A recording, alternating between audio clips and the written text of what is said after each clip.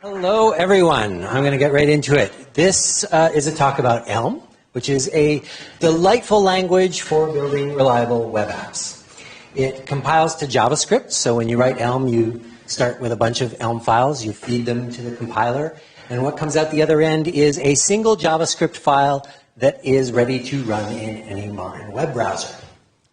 Elm has a lot of stuff built in, like a virtual DOM, just like what you get with React.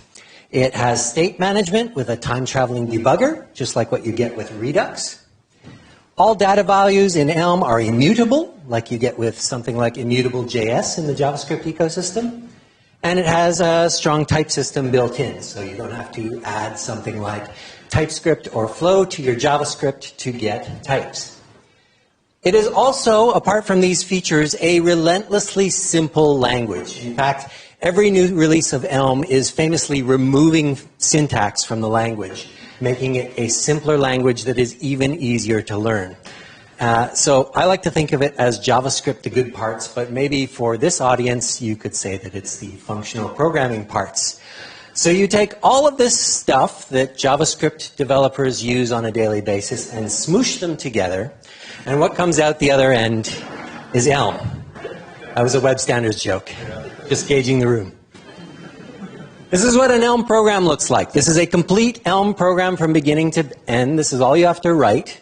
You feed it to the compiler, and you can run it in the browser. There's no tooling to set up. There's no configuration required. That's it. It's an admittedly simple program, but that's the whole thing. Elm is also famous for its really nice error messages. This is one of the more complicated ones. And it shows you the actual code you wrote with the problem highlighted. It explains what you did wrong, usually in a very friendly, almost tongue-in-cheek kind of way. And it takes the liberty to rewrite your code with the problem fixed. And then it even gives you a link for further reading in case you still don't understand what you did wrong. And in this case, that link is a link to a really nice kind of article about this particular feature of the Elm language. Elm boasts that if your program compiles, it will never error at runtime, which is really nice, and that has certainly been our experience with it at CultureNet. I could go on and on all day about what I like about Elm, but that's not this talk. That's this talk. It's another talk I gave, and it's available on YouTube. You can check it out when you get home. But we're here today to talk about our experience of rolling out Elm across our teams at CultureAmp. As my colleague Joe said earlier today, CultureAmp is a company that builds what I like to think of as an app that makes the workplaces of the world better places to work. That's what I get up in the morning to do. And at CultureAmp, when we first introduced Elm, we had 3 teams already building React. And a 4th team decided to have an experiment and try building their UI in Elm instead. And it went really well. Ever since then, that team has built all of its UI with Elm.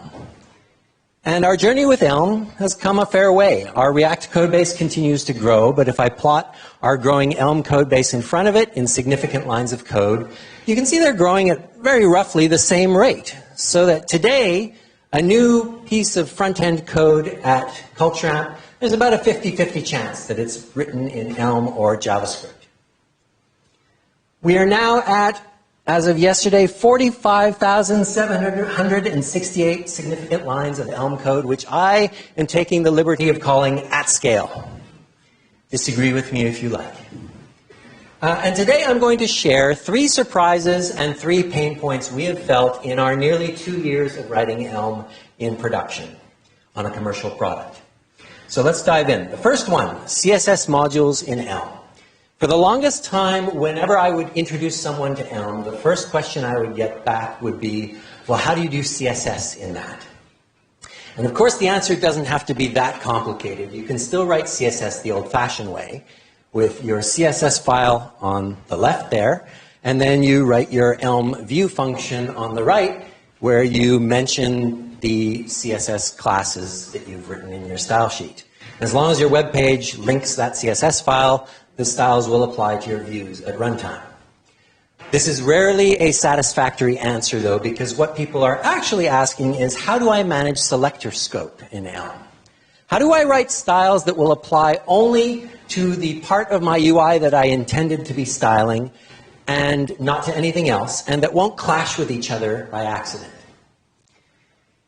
In JavaScript, CultureAmp was using this thing called CSS Modules. If you haven't seen CSS Modules, they look like this. You still write a separate style sheet file, and then in your JavaScript, you can import your CSS file into your JavaScript, which gives you access to all of the class names in that CSS file. And at runtime, those class names are unified with hashes on the end of them, so that they will never clash with anything else. We really wanted to do this in our Elm, and it took us a while to figure out how to do it. And ultimately, we did crack that nut, and I'm here to share it today. Elm CSS Modules Loader. This is an open source project that we have released. This is a loader for Webpack, our build tool, and probably the most popular one in the JavaScript ecosystem. And what it does is it post-processes the JavaScript that comes out of the Elm compiler and links up any references to CSS modules. So the code looks like this. You still have your separate CSS file, and then in your Elm, right here in the middle, you can see we have a reference to the title.css file. And we need to list all of the class names that we expect to come out of that CSS file so that the compiler can type check the rest of our code. But apart from that, it works. And at build time, the JavaScript that is produced by that thing in the middle gets pulled out and replaced with a require statement. And it wires everything up, and it just works. And what this lets us do now is write a single style sheet for the two different implementations of one of our user interface components. So as we continue to write React and Elm, the title component that we have in our style guide, we can have a React implementation of it and an Elm implementation of it, and they share the same style sheet. So if we decide to change the styles for one of our components, we only have to do it once. And this has enabled us to be really happy with how we are doing CSS in Elm. We didn't think we'd get there, but we did, and it was a pleasant surprise. The first pain point that I have for you today is compiler performance.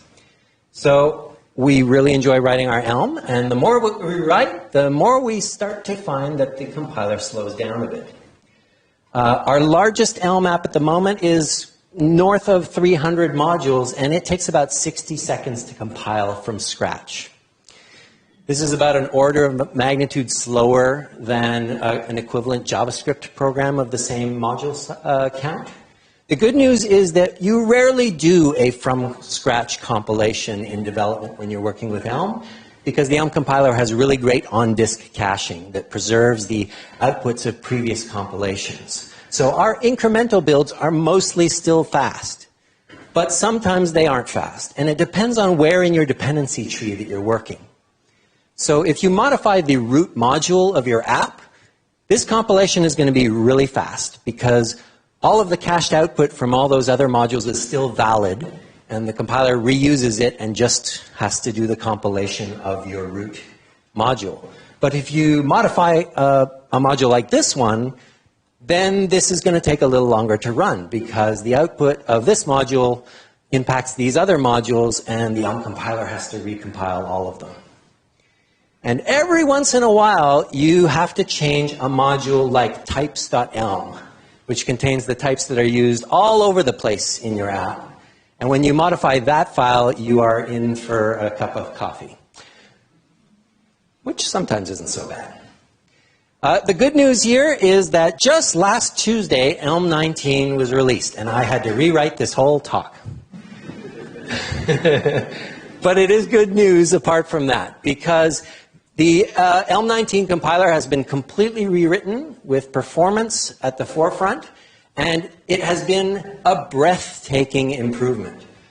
One of the examples in the announcement blog post is an application that is about the same size and same line count as our biggest one, and they have reported that their compiler performance of a from-scratch build, mind you, has dropped to less than 2 seconds.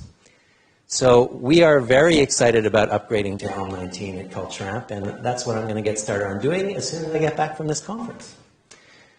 But in the meantime, compiler performance has been a bit of a pain point for us. The next surprise that I'll talk about is Elm's release schedule. This is what the release schedule of Elm looked like until just last week. In fact, we started using Elm on the 2nd of November 2017. So in fact, there had only been one release of Elm since we started using it. And I'll admit that at a glance, this looked a little dire. There are certainly plenty of people in the community who asked, when's the next release coming? Should we be worried? It just seems like the Elm 19 release, which is now here, was a really big rewrite. They rewrote the compiler from scratch. They rethought a bunch of parts of the language. I'm going to talk about some other changes that came later. But it has been a massive one, and it just took a lot of time to get right. They're saying they're expecting a more accelerated release cycle from now on. But if you compare this to React, for example, it had a major release late in 2017 with React 16. But they are constantly putting out minor and even patch releases as well. And every time one of these comes along, an engineer at CultureAmp needs to drop what they're doing and manage that upgrade. And I don't want to sound ungrateful. Facebook is doing an amazing job of making React better and better every day. But Facebook has Facebook scale problems, and the kinds of things that are changing in React nowadays are rarely impactful to us at CultureAmp. So one of our Elm engineers at CultureAmp actually described this as his favorite feature of Elm, is just how little it changes. That you can build your application and it is a solid, unmoving foundation, and you can just keep building on top of it. And rarely does the earth move beneath your feet. I guess you have to ask yourself, would you prefer to build on a platform that is exciting because it's changing a lot, or a platform that lets you get your job done? So although we didn't expect it going in, Elm's infrequent release cycle has been a pleasant surprise for us. Next pain point, large single-page apps. You definitely can build large single-page apps with Elm. This is the canonical example of a single-page app in Elm. It's the real-world example app. This is an application that lots of different JavaScript frameworks all implement so that you can compare the implementations to each other. And this repository by Richard Feldman also shows off a whole bunch of patterns for building single-page apps with client-side navigation in Elm. It's a really useful resource. At CultureAmp, we have been building single-page apps, but we found that as the size of our app got larger and larger, that single JavaScript file that comes out the other end of the Elm compiler was getting larger and larger. And that is a file that your users have to download before anything can happen in their browser. And when it gets past a certain size, it starts to really slow down that first page load. So we attempted to solve this by splitting our app into multiple smaller apps with hard links between them.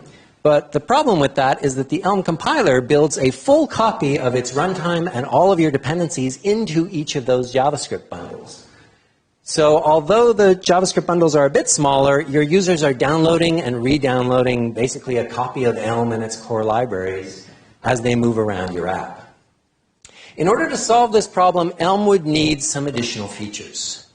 It would need code splitting so that you can split your single JavaScript bundle up into separate ones that can be downloaded and cached by the browser separately. You would need lazy loading so that the browser could wait and only download those bundles as they are needed when the user accesses that part of your application. You'd need dead code elimination so that one of those bundles will only include the parts of your dependencies that you're actually using in that part of your application. And finally, server-side rendering would help the experience by rendering the initial view of the page, that HTML, on your server and delivering that to the browser along with the JavaScript to bring it to life so that your users would not have to wait for the JavaScript to load before they see that first interface. The good news is this isn't just a shopping list that I made up from my imagination. This is from the Elm roadmap. This was advertised as the major focus of Elm 19. That's the good news. The slightly less good news is that only one of these made it into Elm 19. All the other ones were deemed much more work than was initially anticipated. And they decided that this one, dead code elimination, would be the highest impact, and they would ship it in Elm 19 and then reevaluate the priority of the rest of them. So what does Elm 19 do? It does amazing dead code elimination, so that your bundles now will only include the parts of the core runtime and your dependencies that you actually use.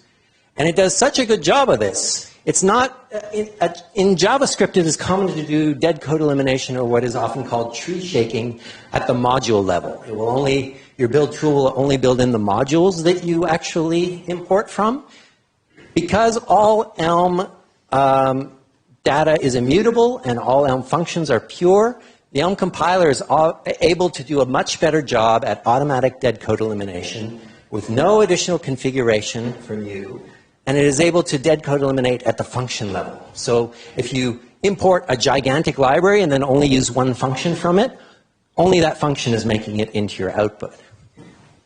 This makes a huge difference compared to competitors in the space. This is that same real-world app, the size, uglified, and gzipped of the implementations in the various popular JavaScript frameworks. And it's worth pointing out that React, the framework itself, is larger than the entire Elm implementation of the application. So no matter how much you shrink down the app, it's never going to be smaller in its React version than the Elm version is already today. So once again, Elm 19 is making a big difference to one of our pain points, and we're really happy about that. We can't wait to get to the new compiler and have all of our JavaScript bundles just magically shrink overnight. The next one is kind of a non-technical one, and this is a surprising lesson I learned about helping teams to adopt Elm. So we go back to our team structure here, and as I said before, one of our teams decided to experiment with Elm, went really well. They've been building all of their UI with Elm ever since, and word gets around. These other teams saw how much of a good time that team was having writing Elm and started to do their own experiments with Elm.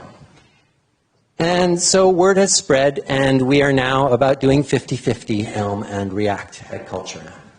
And I want to talk about these two teams at the top of the graph. The first team, Analyze and Understand, this is the team with the largest existing React code base at Culture. And for the past year, they have been mostly doing rich animated data visualizations, for which the D3 library in JavaScript is an amazing tool for doing that kind of work. If you've ever touched D3, though, you'll know that its API is really imperative. It's do this, then do this, then do this. And attempting to wrap Elm around that API would not serve anyone particularly well. That code base is also really mature and has really well-evolved patterns for adding new features to it. So there was no reason to force that team to adopt a new language. They're using the right tool for the job, and I'm sure they will try Elm when it makes sense for them. This other team on the right, though, Share and Act, this was a team that was newly formed, and they had a Greenfields project ahead of them. And I encouraged them to try using Elm for that Greenfields project. And what they found was this was a team that was familiar with React, JavaScript. They were productive in those technologies. And when they tried to build something that was all Elm, it meant that every single thing they tried to do came with a learning curve. And whether it was just the foreignness of the syntax, the coming up with algorithms in a functional paradigm rather than the mixed paradigm of JavaScript, whatever it was, that team, or the different members of that team, were all struggling with Elm in their own ways, and they were not feeling super productive. And 2 weeks in, they kind of took stock and said, hey, we need to move a bit faster than we are. So they backtracked, and they have built that app React first. But what they did was they selected some small, unambitious rectangles of that UI and built those in Elm. Elm runs really well as a React component, for example. And gradually, that team has increased the size of those rectangles to the point that now they are starting to write pages that are all Elm. And they got there much more comfortably. And so this is the lesson for me. Don't start with a greenfields project, especially if you have a team that is not experienced with functional programming. Pick a simple rectangle and build it Elm in React or Elm in whatever technology you've got. And expand only when it feels easy. The last pain point that I'll talk about today is that the DOM is off limits. This is completely by design with Elm. Elm treats the rendered document in the browser as a write-only data structure. You modify your model, and then your view function renders the updated view. And you cannot get access, usually, to what's actually in the document. This is one of those restrictions that enables Elm to make that kind of no crashes at runtime guarantee. But every once in a while, you have a feature that really needs access to something that's in the DOM. This is a real piece of UI from CultureAmp, and it's all written in Elm. And I'll draw your attention to the button at the bottom here, which is an expander. And when I click that button, the idea is we want an animated transition to show the 16 other records in this list. Now, if there are any front-end developers in the room, you may already be rolling your eyes, because this is a classic animate to auto problem. What I would like to do is have the height of the div containing that additional content set to 0 when it's collapsed. And when the user clicks on the button, I would like to set the height to auto, so let the browser automatically calculate the height for that div. But because CSS transitions cannot animate to a value of auto, we instead need to set the height to the actual height of the additional content, which in JavaScript we would get by reaching into the DOM and asking for the scroll height of that div. And then we would let CSS do the transition. We would receive a transition end event, at which point we would set the height to auto so that the page layout remains flexible. But as I said before, in Elm, the DOM is off limits. We're simply not allowed to ask for that value. And until recently, we had to do something like this, which is a really brittle hack where we are using the JavaScript click event as a JSON data structure that we can drill into and kind of get a backdoor entrance into the DOM to access that scroll height by navigating through parent nodes and children to get to the element we're interested in. This is officially supported. It works. It's super brittle. It's very easy to break in a way that the compiler won't catch for you. But it generates the kind of message that we want. This will generate an expand message with a number of pixels to expand to.